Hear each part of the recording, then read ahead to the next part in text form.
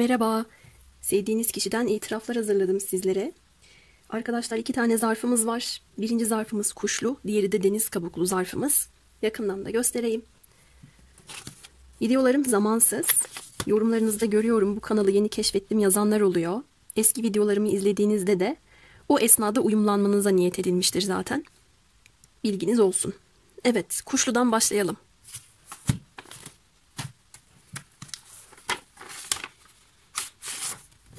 Bol bol konuşturma kartları da koydum.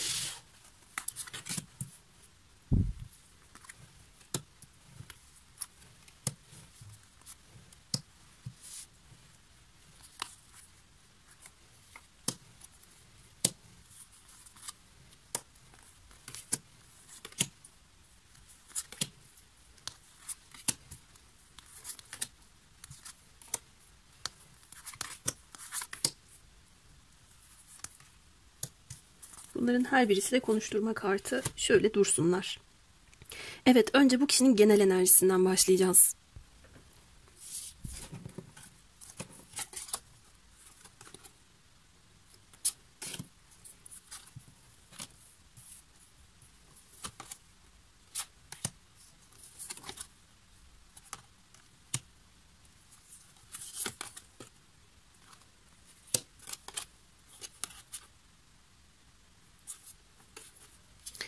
Yine birbirinden enteresan kartların bir araya geldiği kombinasyon olmuş.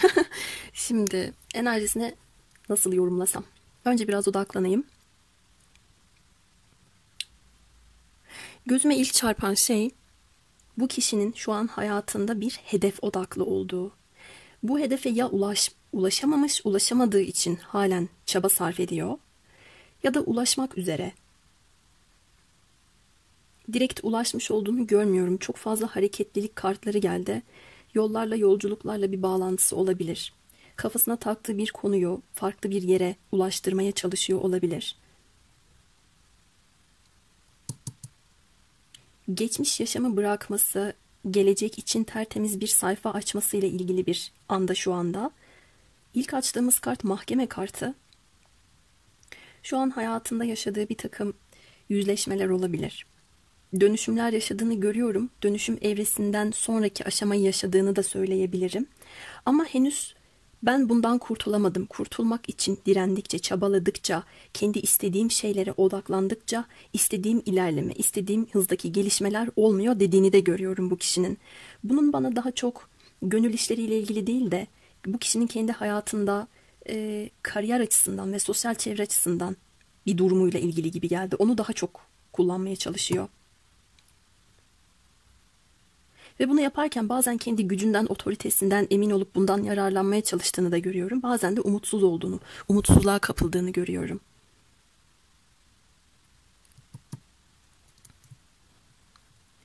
Bu insan hayatında eğer bir hukukla ilgili süreci varsa, bir boşanmaya çalışıyorsa mesela, bu etkiden, bu sıkıntılardan tamamen özgürleşmek de istiyor. Çünkü hayatında yeni bir sayfa açmak istediğini görüyorum. Yeni bir başlangıç yapmak istediğini görüyorum. Ve iş değişimi, iş gezisi, bir yerden bir yere bir geçiş yapma ve hareketlilikle ilgili bunu yineliyorum. Kartlar çok fazla gelmiş. Bu kişi şu anda sabit bir noktada kalmamış ya da kalmayacak. Önümüzdeki zaman dilimlerinde de böyle. Bir hareketlilik var. Bir yerden bir yere sürekli bir gidip gelişini görüyorum. Şu an enerjisinde ve hayatında bir inatçılık da söz konusu olabilir. Ben buralara kadar çok kolay gelmedim. Şimdi bu aşamadan sonra da gücümü ispat etmeliyim dediğini görüyorum. İmkanlarını olabildiğince zorlamaya gayret gösteriyor. Av-avcı ilişkisi var burada. İlginç gelmiş. Bu kişi birileri tarafından tuzağa düşürülmek veya iletişim açısından ya sen bana böyle diyemezsin. Bana bu şekilde çıkışamazsın. Benim alanıma bu şekilde giremezsin dediğini de görüyorum. O yüzden böyle bir savaş alanı gibi, kendi alanını korumak gibi bir enerjiye de sahip. Bunu çevresindeki bir dişil enerji ona yapacakmış gibi veya yapmış gibi hissediyor. O yüzden de burada av olmaktansa avcı olmayı tercih eden bir karaktere büründüğünü gördüm. Senin okların bana geleceğine ben kendimi önce koruyayım. Oklarının bana geleceğini fark ettiğim anda da ben sana bir ok atayım Ben seni yaralıyım. Bakın burada değişik bir enerji var.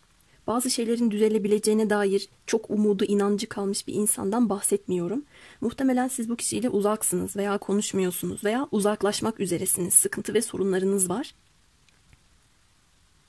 Siz kendi hakkınızı ararken, kendi niyetinize odaklanmış bir şekilde hareket ederken bu kişi de birbirinize enerji yansıtıyorsunuz. Sizin öngördüğünüz şeyleri o da öngörüyor ve o bütün idareyi, bütün gücü, hakimiyeti eline aldıktan sonra da tutmak için savaş gösterdiğini görüyorum. Sosyal medyada son günlerde bir laf var ya, bunu tutuyorum elimde şu an. Bakın böyle bir şey tutuyor elinde. Bir güç gösterisi gibi. Arkada da koç kafaları var. Bu onun azmini, inadını, kararlılığını, liderlik özelliğinden vazgeçmeyişini temsil ediyor bana göre. O bir lord. Tarot'taki imparator kartı gibi. Değişik enerjiler var. Ben bu kişiyi ne sadece maddi hayatına odaklı gördüm ne de sadece duygu dünyasına odaklı gördüm. Şu an uğraş verdiği konular iş gezisi, işle alakalı yürütmeye çalıştığı durumlar olsa da duygu açısından bir şeyden kurtulmak ve arınmak da istiyor. Belki bağışlanmak istiyor. Belki aslında sizinle iletişim kurmak istiyor olabilir. Size adım atmak istiyor olabilir. Ama siz onun arzu ettiği şekilde davranmayacağınızdan dolayı yine de hazırlıklı olduğunu görüyorum. 2 tane at figürü dikkatimi çekti.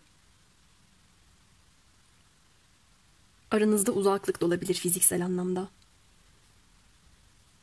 Bence bu insan sizin despotluğunuzu, sizin kırıcılığınızı, her şeyi hesaba katarak ilerlemeye çalışan garantici bir yapıya, enerjiye sahip şu anda. O ne kadar kendi niyetine, kendi istediği şeylere odaklanmışsa siz de o kadar odaklanmışsınız. Ve ikinizin de ayrı ayrı güçleri var. İkiniz de bu gücü elinizden bırakmak istemiyorsunuz.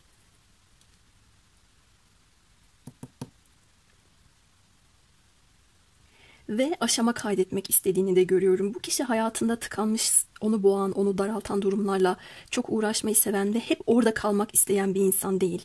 Bazen mesela bir değişim olmaz kişinin hayatında ama o ona batmaz. Ya da aynı duyguların, düşüncelerin kendi içinde, kafasında dolanması onu rahatsız etmeyebilir. Ama bu kişiye ediyor. Bu kişi aynı yerde kalmak ve rutinde olmaktan hoşlanan bir insan değil. Sürekli bir basamak atlamak istiyor. Sürekli o noktada kaldığında bu onu daraltan bir enerji olduğu için aşama kaydedip ilerlemekten yana olduğunu görüyorum. Ama sizinle alakalı bir konuda ilerlemek ile ilgili bir umutsuzluğa kapılmış. İlerleyemiyor, tıkanık bir enerji var. Aslında bu onun elinde tuttuğu sopa diyelim biz buna. Sopası bir anlamda onun kendini korumaya çalıştığı ve güç bende, ben kararlıyım, nasıl durmam gerektiğini biliyorum dediği şekil.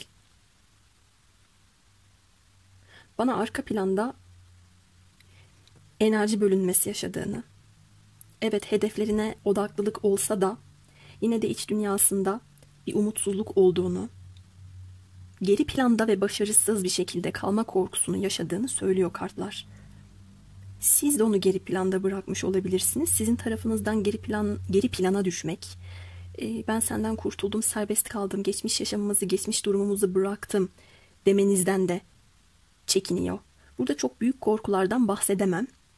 Ama korkuları da serbest bırakmaya karşı duyduğu bir ihtiyaç var ve bunu yapmasının tek yolu yüzleşmek.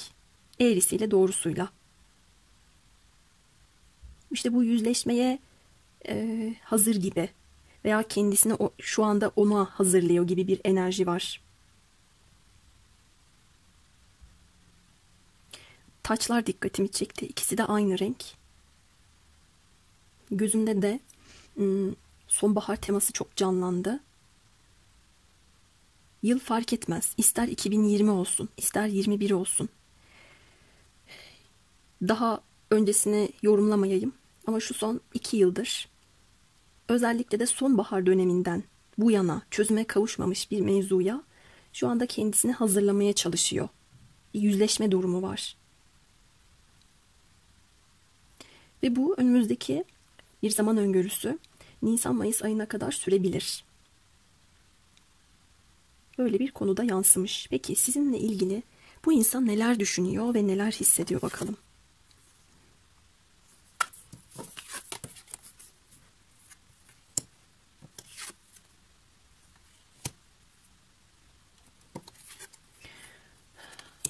Bu kişi aslında sizi çok düşünmek istemeyen, o düşünceden kendisini biraz kaçıran bir şekilde hareket ediyor.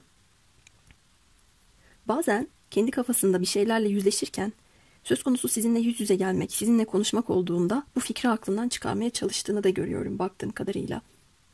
Çünkü ona göre siz bir yol ayrımına girmişsiniz ve şu anda yol ayrımına girdiğiniz haliyle bir seçim yapsa bu seçim onu nereye götürecek çok kestiremediğini görüyorum. İletişimle ilgili bir engel de gözükmekte. İlginç bir şekilde sizin belki çok gurur, belki çok kibir ya da egoya kapıldığınızı da düşünüyor. Bulutların üstündesiniz ona göre. Evet, bir gösterişiniz, bir şaşalı durumunuz da var. Ama bunu kullanıp bunu ona karşı kullanabileceğiniz, bundan yararlanıp hareket edebileceğinizle ilgili fikirlere düşmüş kendisi. İlginç. Burada aşıklar kartında Cupid ok buradaki kıza atıyor. Bu kişiye değil de.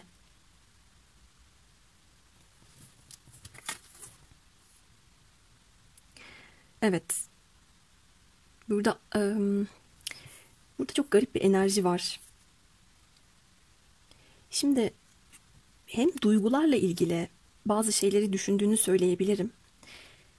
Sizin ona aşık olmanızı istediği bir durum da var. Ama hem de burada seçim sanki tek taraflı yapılmayacak, iki taraflı yapılacak. Siz onu seçer misiniz, seçmez misiniz? Bu konuda da çok emin değil bakın. Burada duygularını hiç yansıtmayan bir insandan söz ediyoruz aynı zamanda. Duygu dünyasını çok gizli tutmaya gayret gösteriyor. Sizinle ilgili de bir umutsuzluğu var demiştim ya. Zaman zaman ikilemde kalabilir. Burada ruh kalıpları ve anlaşmaları yazıyor kartta. Fiziksel dünyasında görmek istediği şeyle ruhsal dünyasında olup biten, duygu dünyasında olup biten şeyler arasında fark olduğunu düşünüyor bu insan. Kırmızı teması da çok dikkatimi çekti. Siz bu kişiye göre çok tutkulusunuz. Sağlamsınız. Ayaklarınız yere sağlam basıyor. Kendinize olan güveniniz ve inancınız tam. Köklenme ihtiyacında da olabilirsiniz. Kararlarınız ve düşünceleriniz de çok net. Bu kişiden beklediğinizin bu olduğunu da o düşünüyor. Evet, bir kılıç kraliçemiz gelmiş.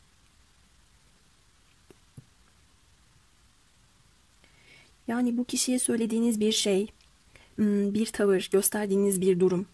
Bunu şaka anlamında çok ince, çok nükteden bir şekilde yansıtmış olsanız da ben bunu içselleştirdiğini görüyorum bu insanın. Böyle bir konuda yansımış buraya. Ve aslında tutkularında sizinle bir araya gelmek var. Uzaktan bakıyor ama size bu kişi. Stalkluyor da olabilir, ne yapıyorsunuz, ne ediyorsunuz diye. Bir haber vermek gönlünden geçiyor ama bu öyle büyük bir haber değil.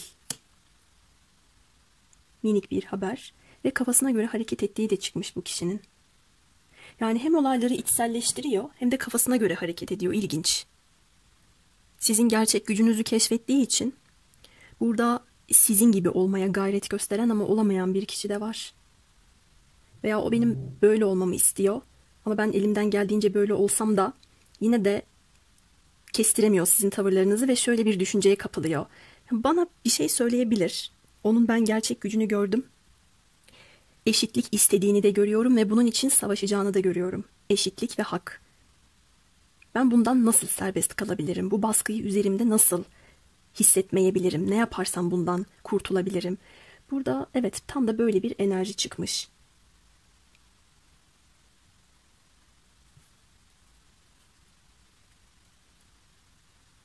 Kendisi yapmak istiyor bazı şeyleri. Ve burada sizin gücünüz de onun görmezden gelemeyeceği kadar büyük bir gerçek. Bunu tam kabul etmiş olduğunu görmedim ama. İlginç. Burada sağlıksız bir eril enerji çalışıyor. Sen benim üzerimde hakimiyet kuramazsın der gibi. Ve sizin üzerinizde bir güç sahibi olamayacağını anladığı için de bir umutsuzluk geldiğini düşünüyorum. Kova burcundaki yeni ay ve bir akrep burcu teması da gelmiş. Her birinizin özgürlük alanları ile ilgili bazı şeyleri yüzleştirdiğini görüyorum bu insana.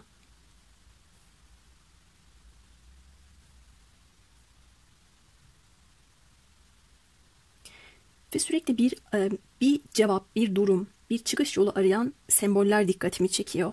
Uzaklara bakarak, gökyüzüne bakarak. Hep gökyüzüne, havaya bakan insanlar var burada. Hatta şurada atının üstündeki seyyah da aynı şekilde havaya doğru bakıyor. Buradaki insanlar da öyle.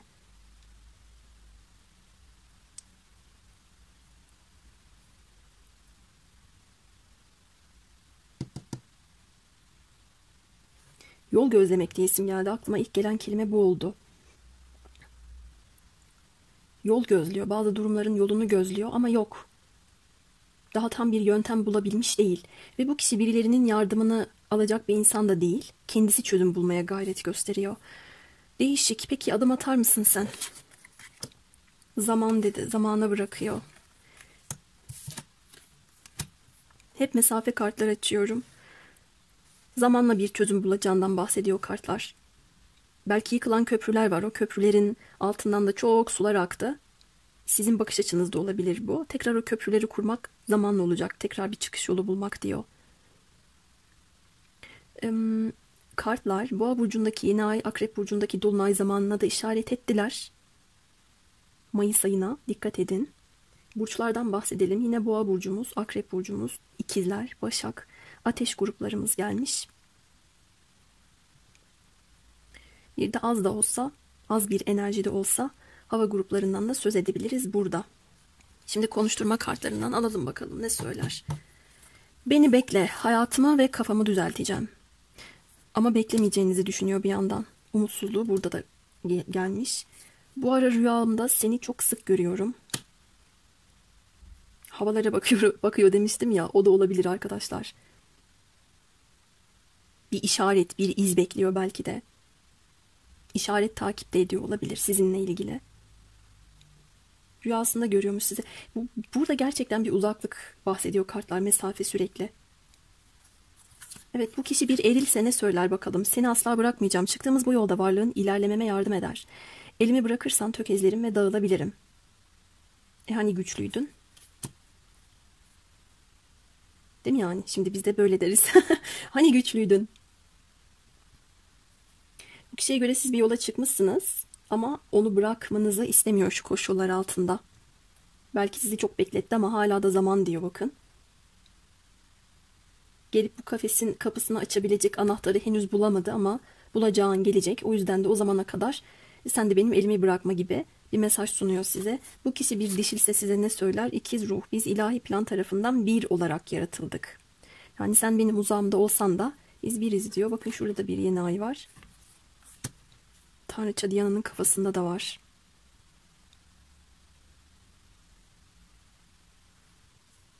Ve sizin aranızda bir telepatik iletişim olması da çok yüksek.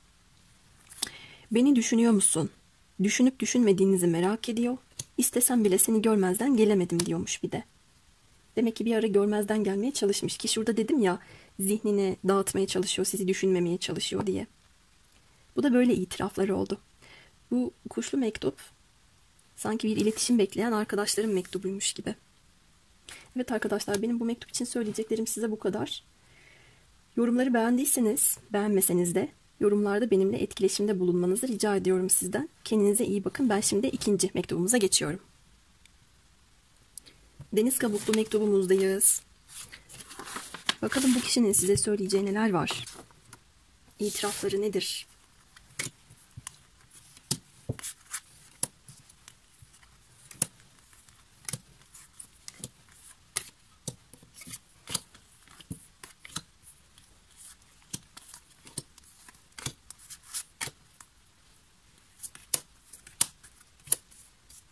Bunlar da konuşturma kartlarımız, dursunlar. Evet, önce enerjisinden ve hayatında neler var bunlardan başlayacağız.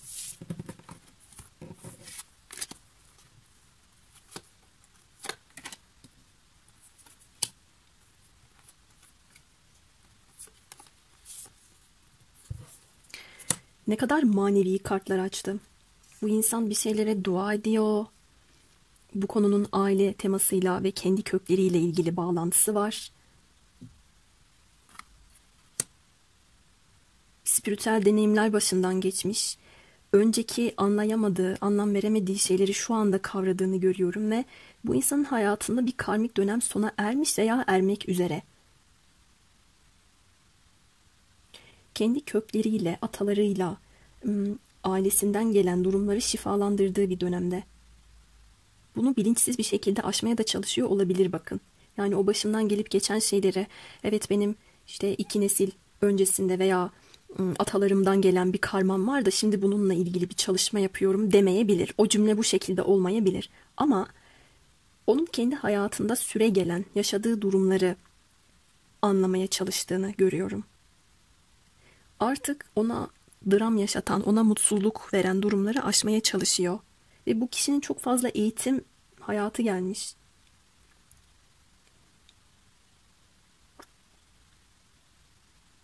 İnançlı bir insan. Bakın burada çok fazla şey geliyor. Kendisini manevi hayata adamış bir insan. Bir şeyleri araştırıp cevap bulmaya çalışan bir kişi. Konunun erbabına danışan. Hatta bu bir dinle ilgili bir üstad da olabilir yani. Hayatında veya çevresinde.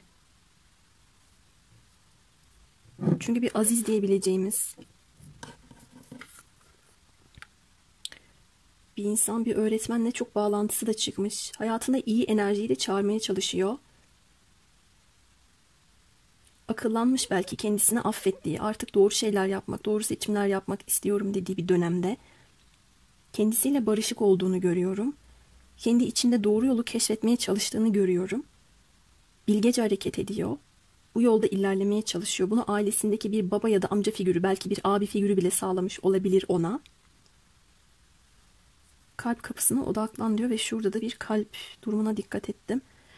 Mesela duygu konusuyla ilgili bir güvensizlik, bir bağlanma problemi, güvenme problemi, bazı konulara inanma problemi yaşadıysa bunların şifalandığını da görüyorum. Hayatında olup biten şeyleri dönüştürebilecek bir güce sahip olduğunu keşfetmiş şurada. Burada da kalbinde bir şey yanıyor. Burada da tam bu kişi kalp noktasında bir kitap tutuyor ki o da kırmızı. Çok fazla kırmızı rengi olduğu için kök çakra ile ilgili bir konu. Burada da aktif. Ve aynı zamanda kalp çakrası ile ilgili bir durum da var.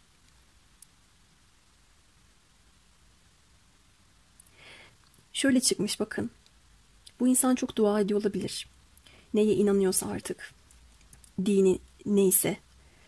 Oraya yönelmiş olabilir. Veya daha önceden hiç ama hiç kapalı olduğu, kendisini kapattığı, bakmıyorum, düşünmüyorum veya benimsemiyorum dediği şeylere odaklanarak onu anlamaya çalıştığını görüyorum. İnatçılıkla ilgili veya böyle nasıl desem, doğru kelime geliyor. Kalıp. Yanlış kalıplarla ilgili veya eksik bilgiyle tutunduğu şeylerle ilgili konular değişmiş bu insanda. Kendi içine ve özüne dönmüş olduğunu görüyorum. Eğer başınızdan bu kişiye spiritüel olarak çok yoğun bir şekilde katacak, bilgi katacak, deneyim katacak bir aşk geçtiyse tam da o bilgileri almaya başladığı bir dönemde. Mesela çok huzurlu kartlar da açtım ben. Eskiden huzursuzluk çok yaşadıysa, çok bağlanma problemi ve başka fikirlere, başka hayatlara açık olma problemi yaşıyorduysa, uykusuz geceler geçiriyorduysa bunlarla ilgili konularda bir aşama kaydettiğini söylüyor bana kartlar baktığımda. Eskiye göre durumu çok çok daha iyi. Ve çok manevi kartlar gelmiş. Çok önemli bir yer değişimi de yaşıyor. Buradaki güvercin bana haberleşme ve barış konusunu temsil ediyor. Bu siz olabilirsiniz. Ve tarottaki Aziz kartına da direkt aklıma geldi. Gözüm takıldı bu kart tabii. Büyük öğretmen deyince.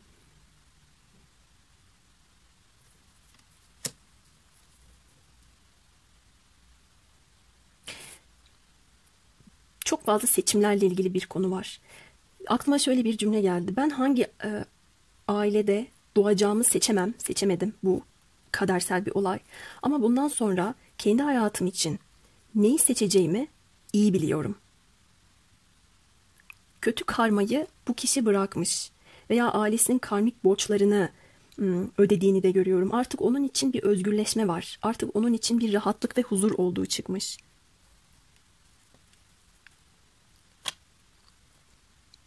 Hayatındaki mucizeleri keşfetmeye çalışıyor.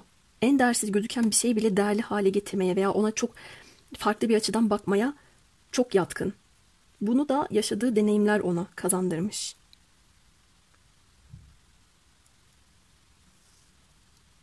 Ve bu kişi elindekinin kıymetini bilecek de bir insan. Maddi de olsa, manevi de olsa. Fazlaca ruhsal kartlar var. Bir tapınak şövalyesi diye isim geldi bu insana. İçsel dünyasına kocaman bir tapınak, kocaman bir dua alanı gibi, dua yeri gibi bir şey oluşturmuş. Ve oraya o kadar çok emek veriyor ki, orayı o kadar çok beslemeye çalışıyor ki. Bu kişi bence sizi seviyordu arkadaşlar. Şimdi bakarız şurada. Düşünce ve duygularına bakalım.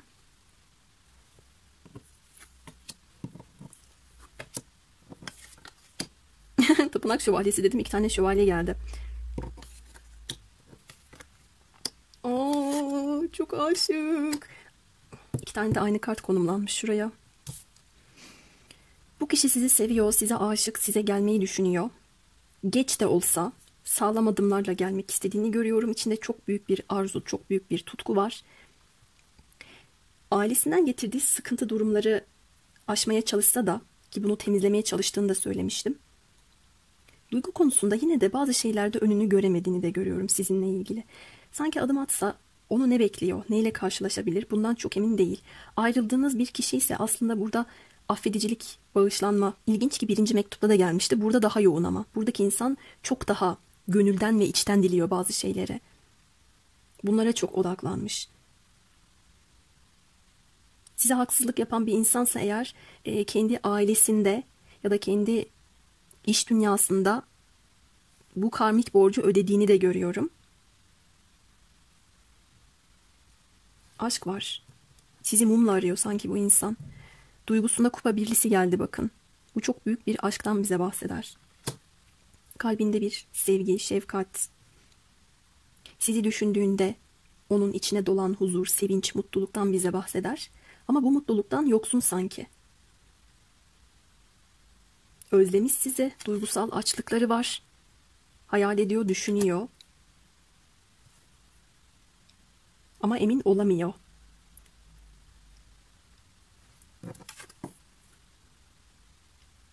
İlginç bir şey benzettim. Buradaki figürden birisi sizsiniz. Bu da o olsun. Burada arada bir akrep var. Aranıza girmiş olan bir sıkıntı gözükmekte. Belki akrep burcundaki bir kişi olabilir, bilemedim. Ya bu bir yengeç değil, akrep.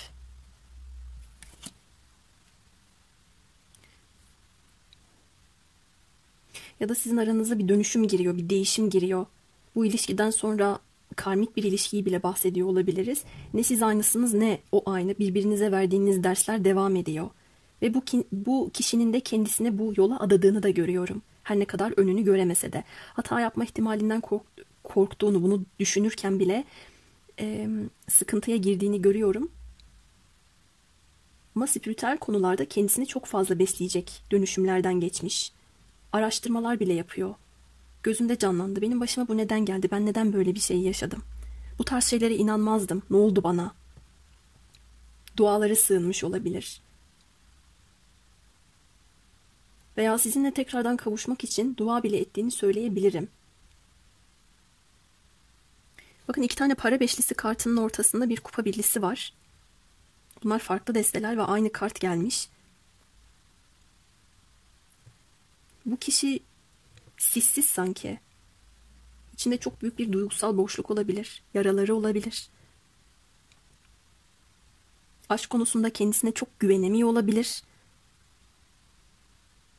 Yine de dönüştüğünü görüyorum. Kendi hayatında bunu şifalandırmaya çalıştığı gelmiş. Ben buradaki konuyu onun aile ve atalarına bağladım. Ama olmayabilir. Mesela sizin yaşadığınız süreçle ilgili durum onun hayatında farklı bir karma yaratmış olabilir de. Oradaki deneyimler birbirinizden uzak şekilde alınıyordur bu kişi tarafından.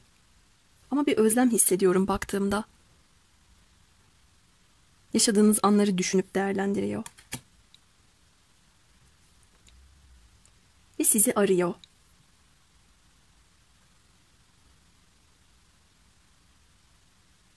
Bir taraftan sembollere bakmaya devam ediyorum. Bu destenin ay kartı oldukça ilginç resmedilmiş. Arkadaki piramitler de bu öndeki köpeklerin tam zıttı renginde. Ya ve siz baktığınızda ona sanki kendinizle ilgili bir şey görüyorsunuz gibi. O da size baktığında kendisiyle ilgili bir şey görüyor gibi. Ama şurada bir Venüs ve bir Kova burcunun sembolizması da resmedilmiş. Çok ilginç. Bunu nasıl yorumlayabiliriz düşüncesinde? Ve orada bir aslında piramit ama bir çadır gibi. Çadır ne diyebilirim? Kapısı mı, perdesi mi bir şey var orada.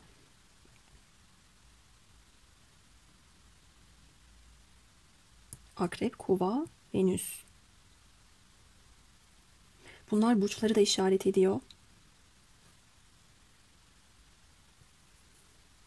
Sorumluluklarla ilgili, adaletle ilgili, eşitlikle ilgili bir mevzuyu da temsil ediyor olabilir. Veya bir değişim. Ben şuraya çok fazla takıldım. Deminden beri buraya bakıyorum.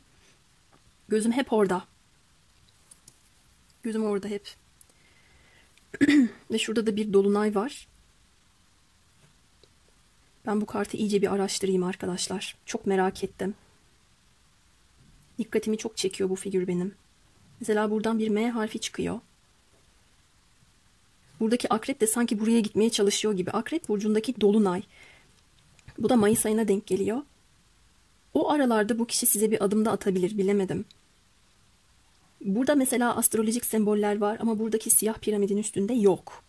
Kapkaranlık burası. Burada da hep beyazın yansıttığı bir durum olarak gelmiş. Siyahla beyaz. Bu kişi kendisini siyah görüyor, sizi beyaz görüyor olabilir.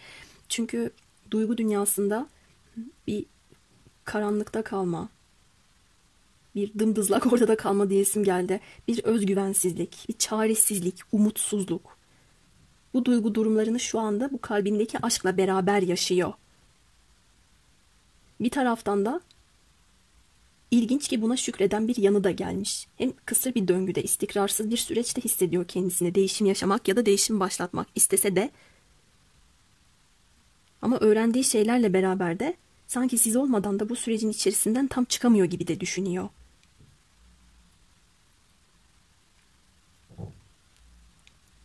Şimdi eylemlerine bakalım. Eylemlerini yorumlarken de bir taraftan ben hala burayı düşüneceğim.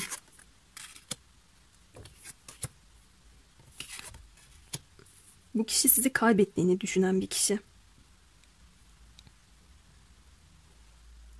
Çok geniş çaplı karar vermek onu biraz ürkütüyor. İç dünyasında kuruntular var. Stres altında hissediyor kendisini. Ve ilişkinize dışarıdan zararlar verildiğini düşünüyor. Direkt bir eylem göremedim. Aslında siz onu bekliyorsunuz ama onun düşüncesine göre siz onu bekliyor musunuz, beklemiyor musunuz bundan emin değil. Buradaki Venüs de bu dişiyi temsil ediyor anladığım kadarıyla. Siz spiritüel deneyiminizi aldınız, yaşadınız ve bu kişiyi serbest bıraktınız. Şu anda özgürsünüz olarak değerlendirdiği için. Ama bundan da %100 emin olamadığı için içinde bir stres, bir kuruntu ve kaygı var. Ve burada haksızlıklarla ilgili bir mevzu da çıkmış.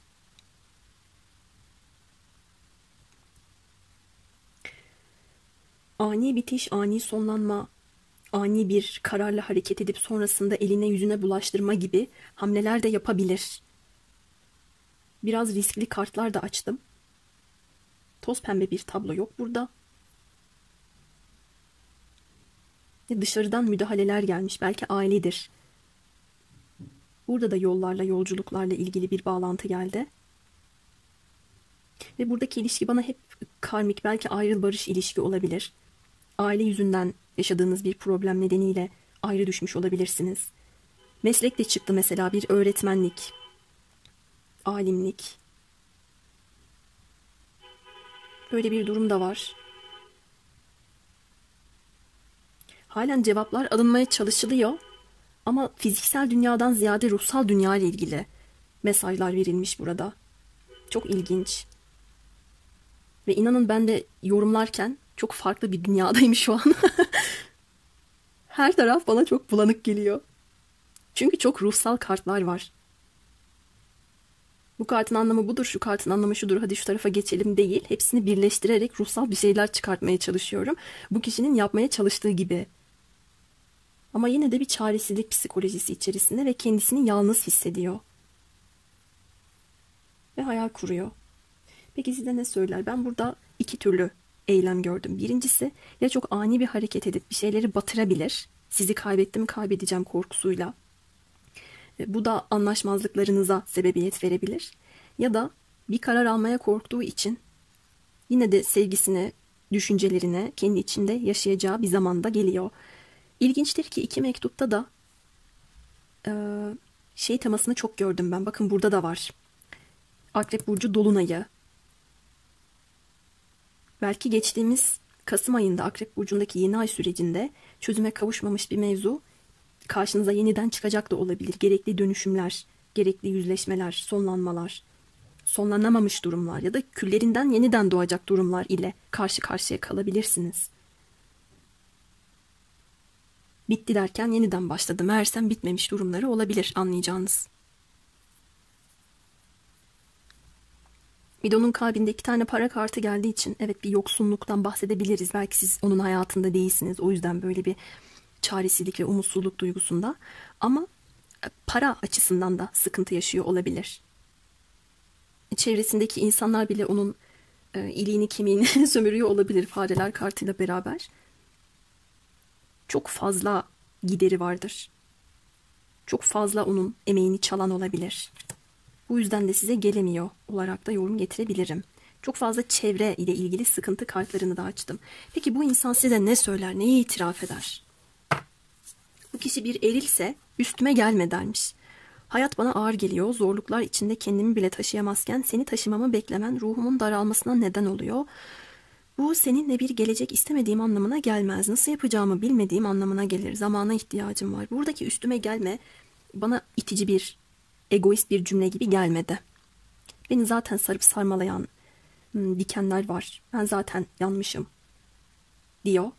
O yüzden de ben kendimi taşıyamazken bir de seninle ilgili bir gelecek benim için şu an çok zor diyor. Zamana ihtiyacım var diyor, bakın burada. Bu da dua ettiği şey içinde bulunduğu sıkıntıdan çıkmak adına bile olabilir. Bu kişi bir dişilse ne söyler? Aşk. Ben aşkın ta kendisiyim. Ben ilahi aşkım. Evet, buradaki dişilimiz de kendinden emin. Başka ne söylermiş?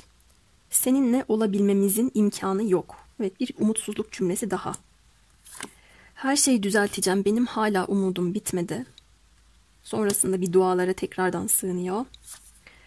Aramızda aşılamaz engeller var. Sen bir meleksin.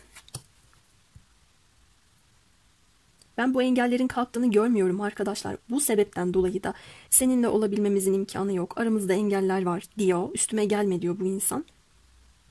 Belki siz o şartlar altında bile bu kişiye aslında onun üstüne gitmiyorsunuz ama o öyleymiş gibi değerlendirebilir. Yine de sizin bir melek olduğunuzu söylüyor. Evet. Para sıkıntısı, mekan sıkıntısı, çaresizlik, olana değil şu anda olmayana odaklanma. Ama yaşadığınız durumlarla ilgili ders çıkarma. Bunu geçmiş kiple de yorabilirim. Geçmişteki bir insan için dinliyorsanız sen bir melekmişsin diyebilir mesela. Ya da seninle olabilmemizin o dönem için imkanı yoktu diyebilir.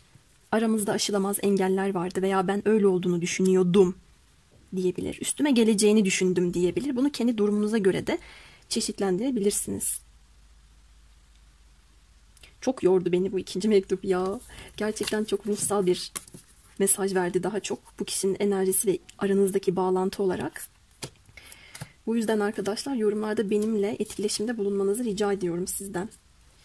2. mektup da bu şekildeydi. Kendinize iyi bakın. Sonraki açılımlarda görüşmek üzere.